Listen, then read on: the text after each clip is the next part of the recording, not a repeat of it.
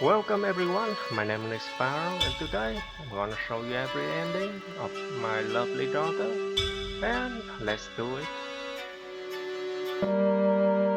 The ritual ends when nothing seems to change. Her body remains rigid as Fawn begins to lose hope.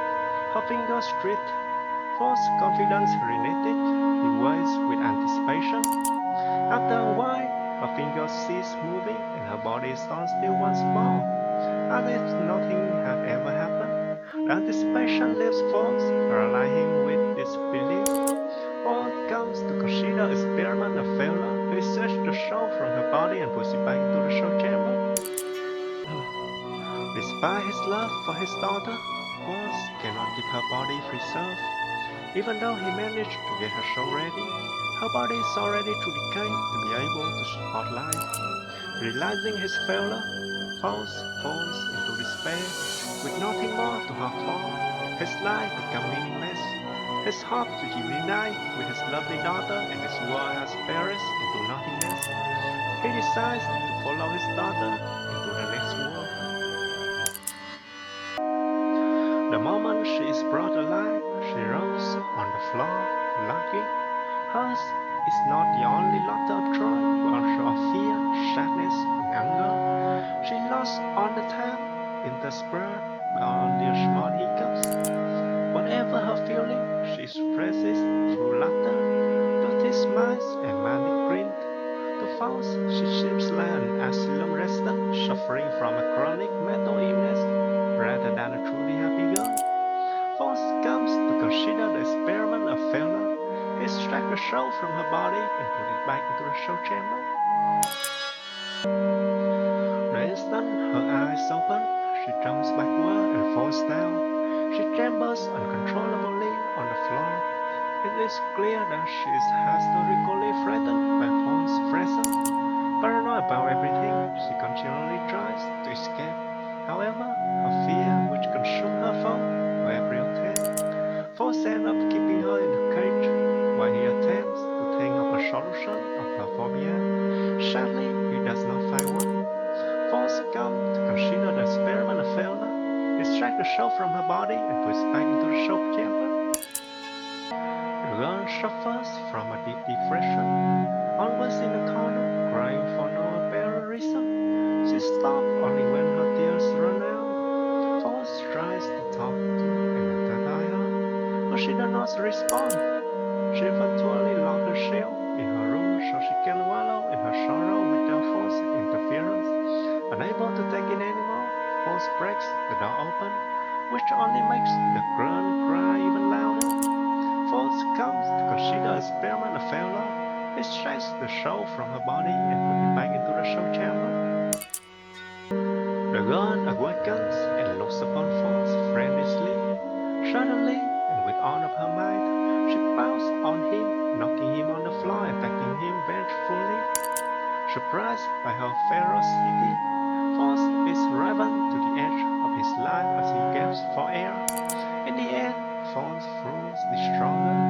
After a tiring battle, he gains the upper hand and ties the gun down. However, she shows no remorse and continues to act the demon, always growling and wriggling forcefully whenever Faust approaches. Faust comes to consider the experiment a failure. He extracts the soul from her body and puts it back into the soul chamber. The girl is everything every man dreams of having in a daughter. She is flawless in every detail. As Faust embraced the image of the ideal daughter, it is his happiness moment, but it does not last. The perfection soon makes Faust feel uneasy, as the uncanny girl is not like a normal human should be. This paradox makes him realize that the girl he is looking for should not necessarily be perfect. Faust comes to consider the experiment a failure. He extracts the soul from her body and puts it back into the soul chamber. The girl is alive and well, however, it seems that her mind is divided into several consciousnesses, all of which vie for control. She constantly appears to be arguing with herself.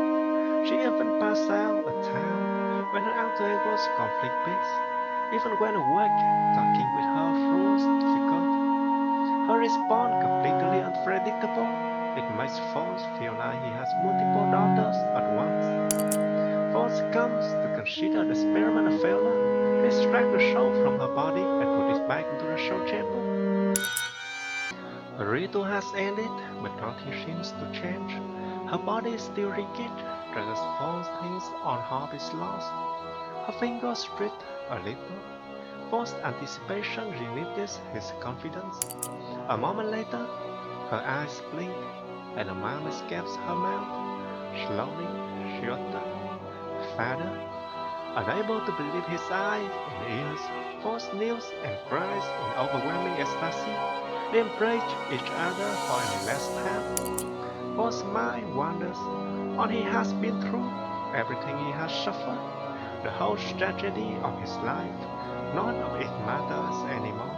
He wants only to enjoy the moment until a sharp object beats him. Force falls down to the floor, blood spilling all around him.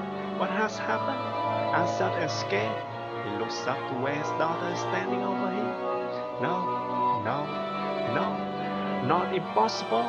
How can this be? The mother crouched down and takes hold of his head. Force can clearly see her eyes. They are not near her. They belong to the Master Warlock. They skill as error. He chuckles as he lets Force blood into the pool of his outlook. The Master Warlock speaks magical incantation. His Force consciousness began to fade out.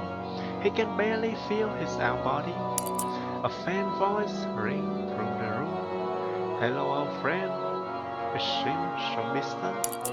Force feels so light, almost as if he's floating, as if some magical force is pulling him up. Then everything goes bright. His time has come, he knows it, but he's not ready, not until he puts everything in the right place. So weak, so tired, Force does not want to wake up yet, but someone keeps shaking his body. Slowly, he opens his eye. This is a woman. Knowing she is no angel, Force realizes he's still alive after all.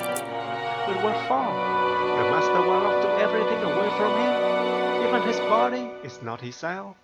Nevertheless, the woman is tending his wounds, preserving his body.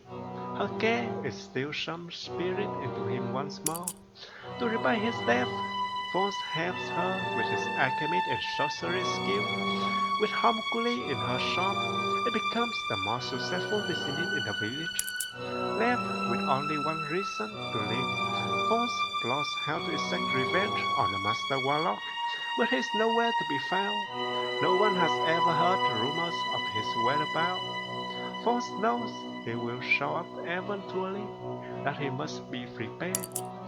Force sets out on a journey to hone his magical power.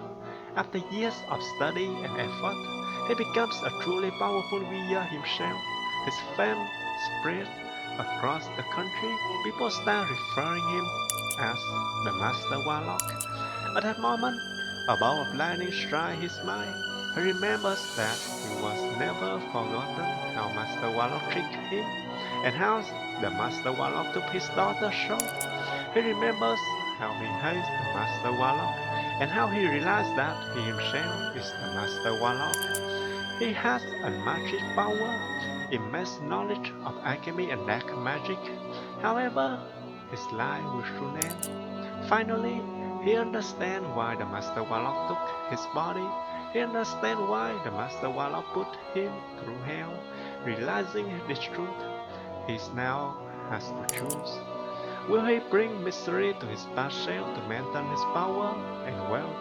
Or will he let young Force live with his family and achieve happiness?